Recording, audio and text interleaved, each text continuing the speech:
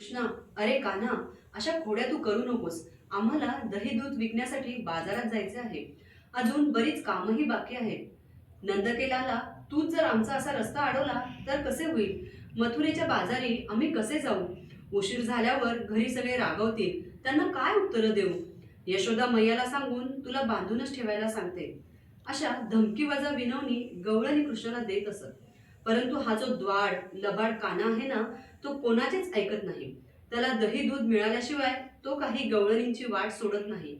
अशाच आशयाचे गवळण सादर करतोय मंजुषा संगीत विद्यालय.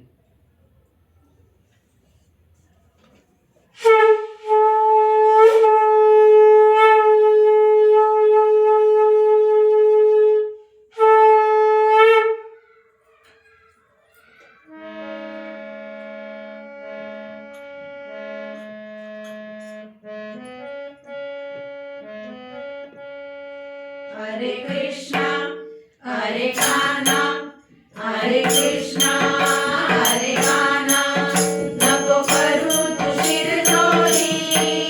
हरे कृष्णा हरे कान्हा नको करू तू शिरजोरी.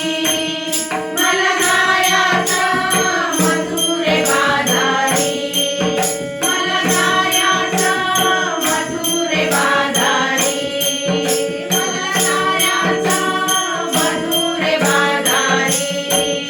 हरे कृष्णा हरे कान्हा हरे कृष्णा हरे कान्हा नको करू तू शिरजोरी.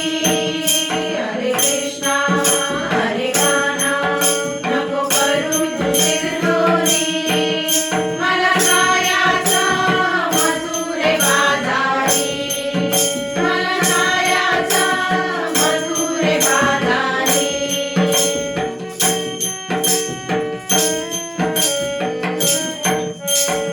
साऱ्या गवळणी सात आठ दया दुधाचा डोईवर माठ.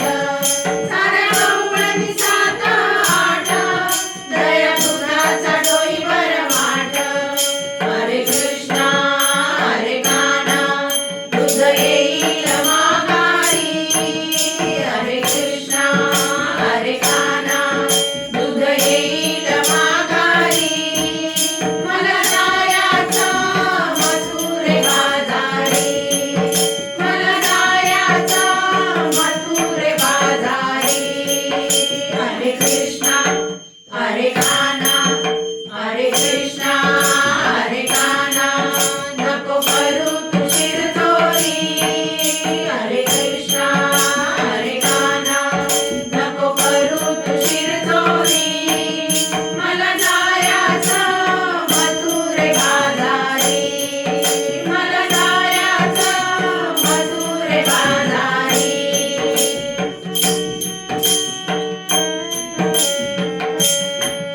साऱ्या गवळणी गेल्या पुढं मला दुधाचं पडलंय घोडं. साऱ्या गवळणी गेल्या पुढं मला दुधाचं पडलंय घोडं. घरी गेल्यावरी कावेल म्हातारी. घरी गेल्यावरी